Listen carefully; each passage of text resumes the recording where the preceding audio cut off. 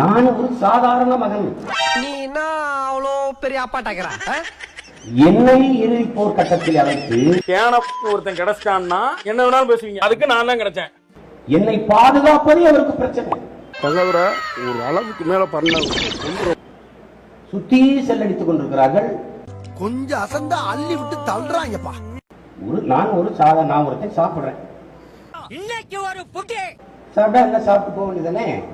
பின்னாடி ஒருவர் இருந்து எழுதி கொண்டிருக்கிறார். டேய், உன்னால சும்மா இருக்க முடியாதடா. எப்படா உன்னால நிம்மதியா சோறு திங்க முடியுது?